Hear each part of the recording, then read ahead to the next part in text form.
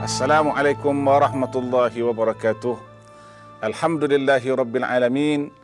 Wassalatu wassalamu ala sayyidil anbiya'i wal mursalin wa ala walidayhi wa alihi wa ashabihi wa ahibbaihi fi kulli lamhatin wa nafasin adada ma ilmullah al-azim.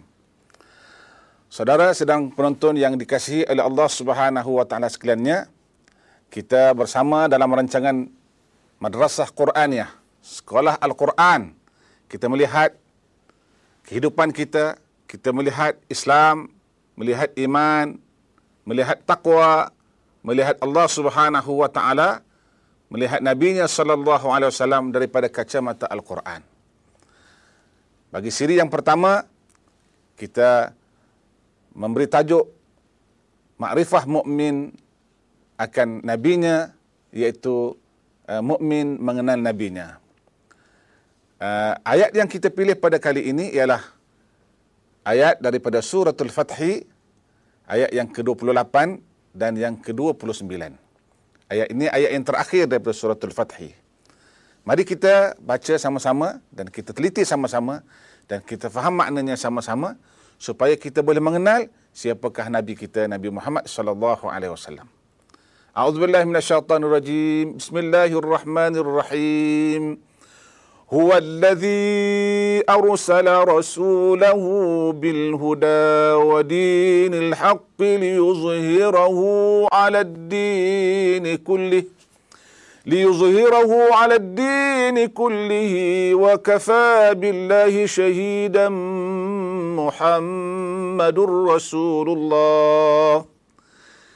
Dialah Tuhan, والذي أرسل رسوله, yang mengutuskan Rasulnya, alal dini kullihi, arsala rasulahu bil huda, dengan petunjuk, wa dinil haq, dan agama yang lurus, agama yang benar, agama yang hebat, iaitu Islam, liyuzhirahu ala dini kullihi, supaya dizahirkannya Rasulullah sallallahu alaihi wasallam dengan Islam ini, dizahirkan kebenarannya, kehebatannya, keistimewaannya atas agama-agama yang lain. Wa kafa billahi syahidan Muhammadur Rasulullah. Cukuplah Allah Subhanahu wa taala yang menjadi saksi bahawa Nabi Muhammad itu ialah Rasulullah sallallahu alaihi wasallam. Ayat ini, saudara sidang pendengar, sidang penonton, memperlihatkan kepada kita bahawa Rasul sallallahu alaihi wasallam datang dengan huda, petunjuk, cahaya petunjuk Allah Subhanahu wa taala yang diberi melalui Rasulullah sallallahu alaihi wasallam untuk seluruh umat manusia. Bersama dengannya ad-din, iaitu agama, cara hidup, cara mati, cara kita hidup mengabdikan diri kepada Allah Subhanahu wa taala di dunia, dan cara kita mengabdikan diri kepada Allah Subhanahu wa taala untuk kita menuju ke alam akhirat. Liyuzhirahu 'ala ad-din kullihi wa kafa billahi syahidan Muhammadur Rasulullah. Ayat ini sungguh penting, tuan-tuan. Supaya semua orang mengetahui bahawa kalau ada pun orang tidak percaya tentang pengutusan Nabi Muhammad sallallahu alaihi wasallam dengan huda dan din, Allah Subhanahu wa taala cukuplah dia yang menjadi saksi. Tuhan yang menjadikan dan Tuhan yang mengutuskan dan Tuhan yang mengetahui tiap yang sesuatu yang nyata dan tiap sesuatu yang tersembunyi. Cukuplah Allah Subhanahu wa taala menjadi saksi bahawa nabi kita itu, Nabi Muhammad sallallahu alaihi wasallam, ialah utusan Allah Subhanahu wa taala untuk disejahterakan seluruh manusia atas tangan Nabi sallallahu alaihi wasallam, untuk mendapat rahmat Nabi sallallahu alaihi wasallam. Dan istimewanya Nabi pada siri kali ini kita lihat bahawa bila Nabi ini diutus bersama-sama dengannya orang-orang mukmin. Jadi kalau kita nak kenal Nabi, kita tahu bahawa cara untuk kita kenal Nabi salah satunya ialah kita melihat bagaimana sifat orang-orang yang bersama dengan Nabi SAW. Bagaimana Nabi didik mereka, bagaimana Nabi ajar mereka, bagaimana mereka ini dihasilkan menjadi produk yang bermutu tinggi yang mengatasi mana-mana produk yang lain di atas muka bumi sebelum lahirnya Nabi dan selepas lahirnya Nabi, inilah produk yang terbaik yang dilahirkan oleh junjungan besar sallallahu alaihi wasallam, iaitu orang-orang mukmin, iaitu orang-orang yang bersama-sama dengan Nabi sallallahu alaihi wasallam. Kalau begitu hebat produknya, tentu orang yang menghasilkan produk itu, iaitu Nabi Muhammad sallallahu alaihi wasallam, tentu lebih hebat. Bagaimana produk ini disebut dalam surah Al-Fatih? Walladzina ma'ahu asyidda'u 'alal kuffar. Orang-orang yang bersama dengan Nabi sallallahu alaihi wasallam, sifat pertamanya asyidda'u 'alal kuffar. Menjadi hebat. Asyidda' lebih hebat daripada orang-orang kufar. Lihat generasi awalan, generasi sahabat yang dididik oleh Nabi sallallahu alaihi wasallam. Kalau dia lihat orang kufar pandai memanah, dia tidak akan biarkan. Orang mukmin mesti lebih pandai memanah daripada orang kufar. Kalau dilihat orang kufar maju dalam perniagaan, orang mukmin yang bersama dengan Nabi sallallahu alaihi wasallam mesti lebih maju daripada orang kufar yang maju dalam perniagaan. Kalau seseorang kufar itu dilihat maju dari segi ilmu pengetahuan, maka rasa cemburu yang begitu hebat dalam jiwa orang mukmin yang bersama dengan Rasulullah untuk menjadi lebih hebat daripada mereka itu. Sebab itu kita lihat selepas generasi awalan yang dibina oleh Rasulullah sallallahu alaihi wasallam ini, bagaimana orang mukmin bangkit dalam dunia seluruhnya. Dihantar oleh Rasulullah SAW ke China, ke utara, ke selatan, ke Afrika, ke mana saja sahabat yang dihantar itu, semuanya menjadi orang-orang yang hebat dan melahirkan balik begitu ramai orang-orang yang hebat di seluruh dunia. Lahirnya saintis Islam, lahirnya pakar perubatan Islam, lahirnya ahli pelayaran Islam, lahirnya ahli matematik Islam, lahir berbagai-bagai. Kenapa? Kerana generasi yang dididik ini, asyidda'u 'alal kuffar, mesti menjadi lebih baik daripada orang kufar. Orang yang bersama-sama dengan Nabi sallallahu alaihi wasallam. Sifatnya yang kedua, ruhama'u bainahum, kasih sayang sesama mereka. Kita lihat bagaimana sahabat Ansar dan Muhajirin, dan selain daripada Ansar dan Muhajirin, generasi yang berikutnya, orang mukmin umpama adik-beradik. Antara satu sama lain kasih mengasihi. Al-mu'min lil mu'min kal bunyan. Orang mukmin dengan orang mukmin yang lain umpama satu binaan. Yashuddu ba'duhu ba'da, saling kukuh memperkukuh antara satu sama lain. Adik-beradik. Kalau yang lemah dipimpin oleh orang yang kuat. Kalau yang tidak pandai dipimpin oleh orang yang pandai, orang yang berilmu. Kalau orang itu orang miskin, dijaga oleh orang yang kaya.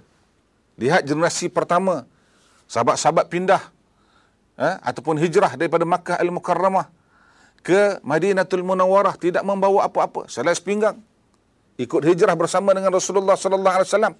Tapi saudaranya, adik-beradiknya, orang mukmin bersama-sama dengannya, rasakan ini abang saya, ini kakak saya, ini adik saya.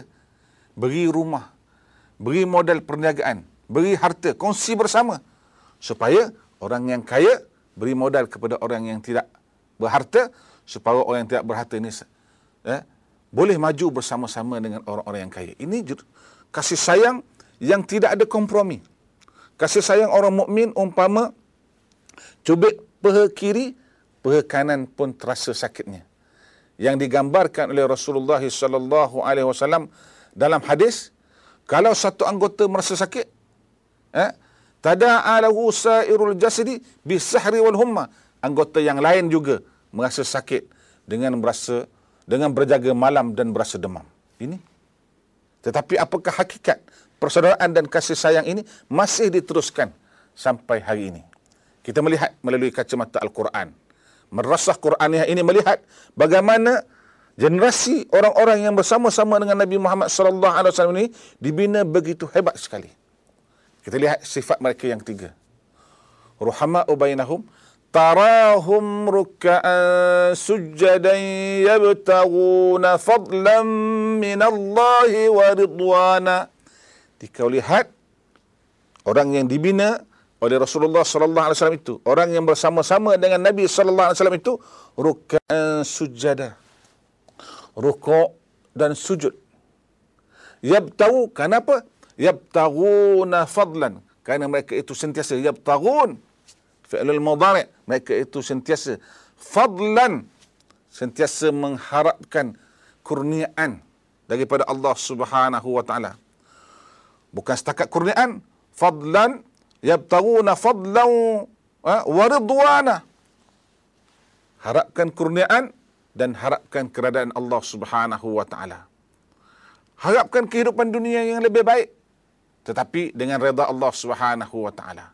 Kalau miskin, berubah menjadi kaya, tapi kaya atas redha Allah Subhanahu wa taala. Kalau tidak berharta, menjadi orang yang berharta, tapi atas redha Allah Subhanahu wa taala.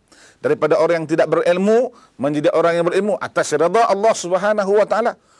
Ilmu kurniaan Allah, kurniaan dengan redha Allah Subhanahu wa taala. Sebab itu generasi ini generasi yang terbaik. Generasi yang Allah Ta'ala beri kepada mereka kekuatan, beri kepada mereka izzah, di mana apabila mereka mengharungi sesuatu perjalanan, sebulan perjalanan itu telah menggetarkan musuh-musuh Allah Subhanahu wa taala. Inilah generasinya. Generasi yang diberi Allah Ta'ala kekuatan, izzah dan segala kurniaan Allah Subhanahu wa taala dari segi kemahiran, ilmu pengetahuan. Tetapi kurniaan itu semuanya datang dengan redha Allah Subhanahu wa taala. Ada kurniaan manusia pada hari ini Allah Taala beri, tapi tidak dengan redha Allah Subhanahu wa taala. Kenapa? Kerana tidak adanya irtibat mereka itu dengan diri Nabi sallallahu alaihi wasallam. Mereka itu tidak bersama-sama dengan Nabi sallallahu alaihi wasallam.